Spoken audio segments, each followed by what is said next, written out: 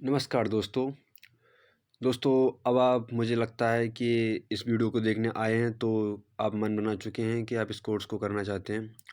तो दोस्तों ये कोर्स उनके लिए है जो यूपीएससी की प्रिपरेशन कर रहे हैं। मैं ब्लाइंडली किसी को मोटिवेट नहीं करता यूपीएससी की प्रिपरेशन के लिए, लेकिन अब जो लोग प्रिपरेशन स्टार्ट कर चुके हैं उनके लिए ये बेस्ट तरीका है अपनी प्रिपरेशन कंप्लीट करने का। दोस्तों इस कोर्स को बनाते हुए ये ध्यान रखा गया है कि ये कोर्स मिनिमम टाइम में कंप्लीट हो और इसमें सारी इंपॉर्टेंट चीज़ें जो एक एस्पिरेंट एक कोचिंग इंस्टीट्यूट के अंदर समझता है या पढ़ता है वो सब पढ़ाई जाएँ, वो भी मिनिमम टाइम के अंदर बेस्ट एफिशिएंसी के साथ, बिना उसका टाइम वेस्ट किए हुए। तो दोस्तों इस चैनल का मकसद क्या है? एस्पिरेंट्स के पैसे बचाना, एस्पिरेंट्स के कीमती समय को बचाना। जो कोर्स कोचिंग में आपको 12 से 15 महीनों के अंदर कराया जाता है वो यहाँ पे करीब 4 महीने के अंदर कंप्लीट होगा। तो इस कोर्स की हेल्प से आप प्रीलिम्स 2023 का एग्ज़ाम बड़े आराम से देख सकते हैं। उसके अलावा दोस्तों इसका मकसद ये भी है कि ये जो यूपीएससी प्रिपरेशन है उसे एक साइड हॉबी बनाया जाए, एस्पिरेंट्स के लिए फुल टाइम प्रिपरेशन ना की जाए। तो इस कोर्स को इसी तरह बनाया गया है कि एक इंसान जो अपनी जॉब कर रहा है या अपना कोई बिजनेस कर रहा है तो अपना प्रोडक्टिव काम वो करता रहे, साथ में ये कोर्स किया जा सके। और उसके अलावा दोस्तों इसका सबसे इम्पोर्टेंट मकसद तो यही है कि जो for profit competitive exam coaching industry है उसे हमने मैक्सिमम हार्म पहुंचाना है।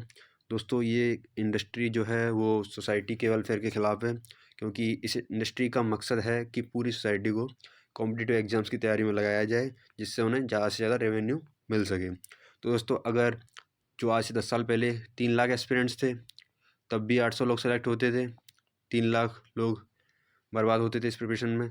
अब जब बात 12 लाख पे पहुंच गई है तब भी 800 सेलेक्ट होते हैं और 12 लाख बर्बाद होते हैं।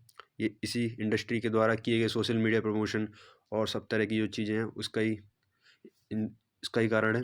और उसके बाद अभी इनका मकसद 12 पे नहीं रुकना, इनका मकसद है करीब 30 लाख यूपीएससी एस्पिरेंट्स तक पहुंचाना। तभी 800 सेलेक्ट होंगे और 30 लाख बर्बाद होंगे। अब आप देख सकते हैं 3 लाख पहले बर्बाद होते थे, अब 30 लाख लोग बर्बाद हो रहे हैं। तो इस इंडस्ट्री को तो आपके वेलफेयर से कोई मतलब है नहीं, इसीलिए ये कोर्स बनाया गया है ताकि आपके पैसे को तो बचाया जा ही सके, लेकिन सबसे इम्पोर्टेंट है कि टाइम बचाया जाए। लोग अपनी पूरी ज़िंदगी बर्बाद कर देते हैं इन कॉम्पिटिटिव एग्ज़ाम्स के चक्कर में। तो इसीलिए मैं सबसे इम्पोर्टेंट जो कॉम्पिटिटिव एग्ज़ाम है इंडिया का यूपीएससी वो मैंने उठाया है कि कम से कम इसे तो कम से कम पार्ट टाइम बनाया जा सके। तो दोस्तों फिर आपको ये कोर्स कंप्लीट कैसे करना है? इसे कंप्लीट करने के लिए दोस्तों ये स्ट्रेटजी है, एवरीडे 2 आवर्स लेक्चर आएंगे जिनमें कि बहुत ज़्यादा नॉलेज कंटेंट होगा। तो एक बार देखने से काम नहीं चलेगा, आपको इसे कई बार देखना पड़ेगा और इसे डाइजेस्ट करने के लिए आपको एटलीस्ट 6 आवर्स लगेंगे। तो एक दिन में आपको करीब 6 आवर्स देने हैं और 6 आवर्स में आपको इस 2 घंटे के लेक्चर्स को रिवाइज़ करना है, एनालाइज़ करना है, रिसर्च करना है, या फिर आप खुद इस लेक्चर को कई सारे छोटे-छोटे लेक्चर्स आएँगे एवरीडे, तो उन्हें आप खुद डिवाइड कर सकते हैं किस तरह से आपको इन्हें पढ़ना है और रिवाइज़ करना है। उसके अलावा दोस्तों क्योंकि 2 आवर के लेक्चर हैं, तो जैसे अगर कोई जॉब कर रहा है तो जॉब से पहले 2 घंटे इन लेक्चर्स को सुबह पढ़ने के बाद जा सकता है। उसके बाद पूरे डे थोड़ा-थोड़ा रिवीजन करना है, रिवीजन, एनालिसिस और रिसर्च खुद कर सकता है। उसके अलावा मैं इस पूरे कोर्स को जीएस प्लस ऑप्शनल को 110 दिनों के अंदर कंप्लीट कर दूँगा और साथ ही 15 दिनों के अंदर मैं करंट अफेयर्स कंप्लीट कर दूँगा। तो उसके बाद जब करंट अफेयर कंप्लीट हो जाएंगे, जो कि मैं रख रहा हूँ करीब 15 मई तक 2023 तक करंट अफेयर्स भी कंप्लीट हो जाएंगे, जीएस प्लस ऑप्शनल भी कंप्लीट हो जाएगा। उसके बाद का जो जो करंट अफेयर्स हैं वो मैं आपको मंथली बेसिस पे आपको एक वीडियो बना के देता रहूँगा, एक या मल्टीपल वीडियोस जैसे भी ठीक लगेगा। तो दोस्तों ये तरीका है इस कोर्स को कंप्लीट करने का, और मुझे लगता है हर एस्पिरेंट को जो यूपीएससी प्रिपरेशन का मन बना चुका है उसे इस चैनल का यूज़ करना चाहिए और कोचिंग इंडस्ट्री में जाने से बचना चाहिए। दोस्तों ये चैनल जो है वो मैं आपको बता दूँ नॉट फॉर प्रॉफिट है। इस चैनल का कोई मकसद प्रॉफिट बनाना नहीं है, ये मेरे करियर ग्रोथ के लिए नहीं है और ना ही मेरी हॉबी है। ये मैंने आपको पहली इंट्रोडक्शन वीडियो में भी बता रखा है। तो दोस्तों अब हम शुरू करते हैं अपनी इम्पोर्टेंट जो कोर्स वाली वीडियोज़ हैं। तो उसकी शुरुआत हम करेंगे historical underpinnings of constitution of India. दोस्तों ये पॉलिटी का सेक्शन है, तो इस सेक्शन में हम क्या करेंगे, इसमें हम सबसे पहले शुरुआत करेंगे GS2, जो एक्चुअली हम यूपीएससी मेंस के सिलेबस के हिसाब से चलेंगे। मतलब यूपीएससी मेंस का सिलेबस में 4 जीएस पेपर्स होते हैं, 2 ऑप्शनल पेपर्स होते हैं, उसके अलावा एक ऐसे का पेपर होता है। तो ऐसे की तो हम बात अभी नहीं कर रहे हैं, और जो लैंग्वेज पेपर्स हैं हिंदी और इंग्लिश की, उनकी बात भी नहीं कर रहे हैं हम लोग। हिंदी के अलावा रीजनल लैंग्वेज भी होती हैं जो अडॉप्ट करे स्टूडेंट। तो हम बात कर रहे हैं जनरल स्टडीज़ 1, 2, 3 और 4 की। तो दोस्तों हम शुरुआत करेंगे जनरल स्टडीज़ 2 से, जनरल स्टडीज़ 2 से। तो GS 2 से हम शुरू करेंगे, फिर हम जाएंगे GS 4 पे, फिर हम जाएंगे GS 3 पे, फिर हम जाएंगे GS 1 पे।